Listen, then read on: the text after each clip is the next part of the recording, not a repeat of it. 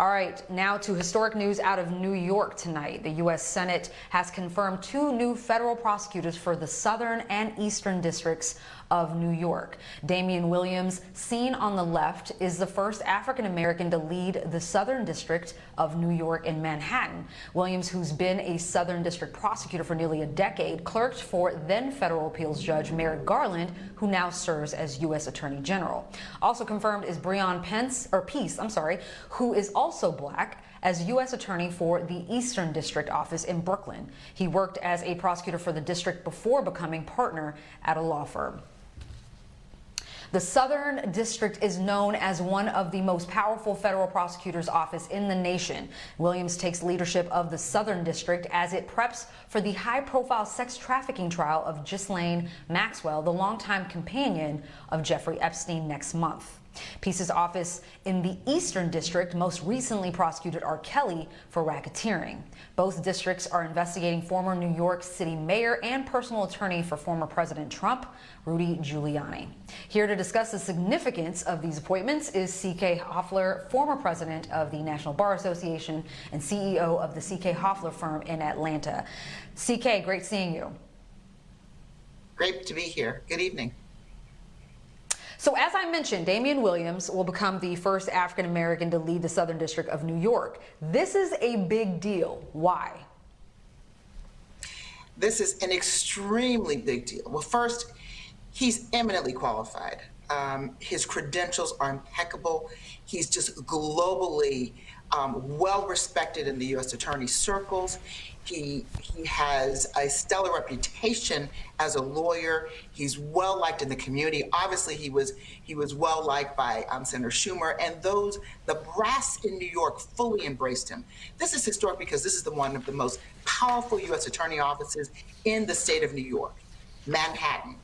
Giuliani, former Mayor Giuliani's case is in his office, as you mentioned, but some other complex fraud cases and public corruption cases as well. He's going to be overseeing them. This is the first time that an African-American man, an African-American, has led this office, and it's historic on so many levels.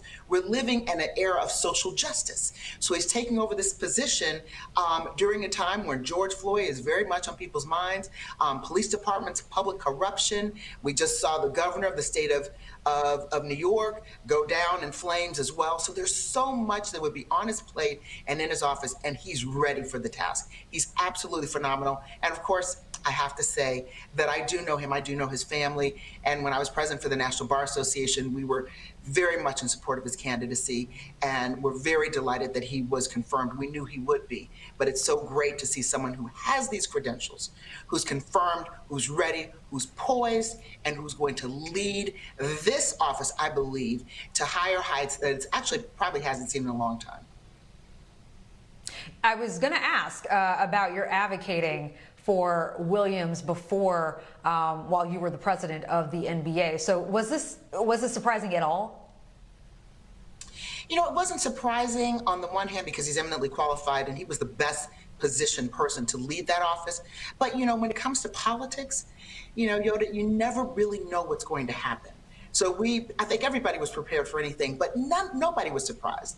He's just that qualified. You know, he clerked for Justice John Paul Stevens as well. You know, his peers, his friends, his family, his community all embraced him and supported him. He was supported and endorsed by the brass in New York. So it was not surprising, but it was delightful to hear this outcome. Now, the Southern District also has brought some of the nation's biggest political corruption and organized crime cases, one being the high-profile sex trafficking case against Ghislaine Maxwell. What kind of pressure will Williams be under as the top federal prosecutor in one of the most important offices in the nation? Well, he's going to be under an immense amount of pressure. This is just really, he's going to be under microscope, which we would expect in this position. You know, sex trafficking right now, we just saw R. Kelly's trial in the Eastern District. Sex trafficking is huge. And so they are going to expect that he's going to enforce the rule of law, but also bring all the experience that he has to bear. You know, a prosecutor only wants to bring cases that they feel very strongly they can win. And that's going to be a very, very interesting case. He's going to have a lot of public corruption cases as well.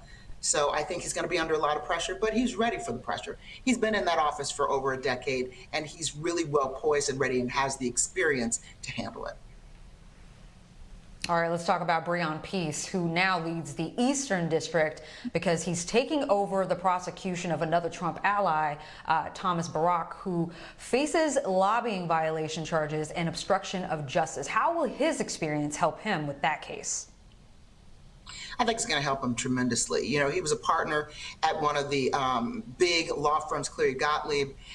He has a lot of experience in this area. So I think he's also going to be very well positioned. He's going to have, I mean, that's the office that just prosecuted R. Kelly. So he's going to have a lot of pressure on him. I think it's really interesting at this time in our history.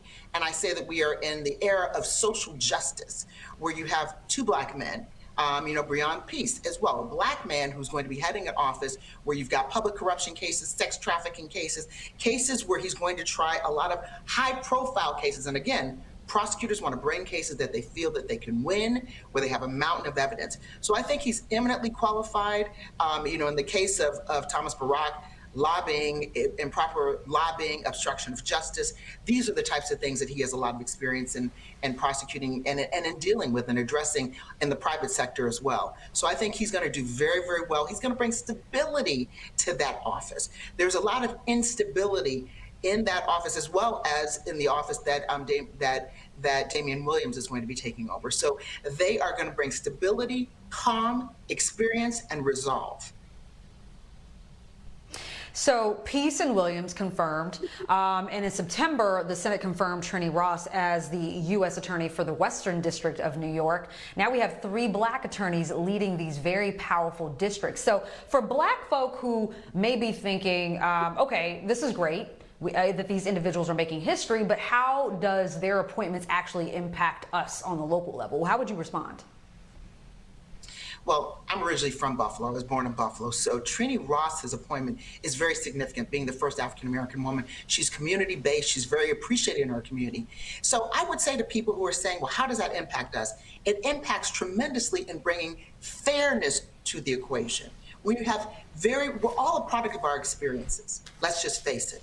And if you have the experience of being fair, of being tenacious, of knowing the law, and of really, really being even-handed and professional in the prosecution of these cases, that's what you bring to the table. So if you're in the community, you want someone like that. You don't want people, we know about the criminal justice system, we know that there's a need for reform, so you don't want negative, disproportionate impact on our communities, on Black and brown people. So you want people who understand that inherently because of their existence. But you also want professionals who are going to do their job, make us proud, and toe the line. And I think each of those candidates actually U.S. attorneys will do that.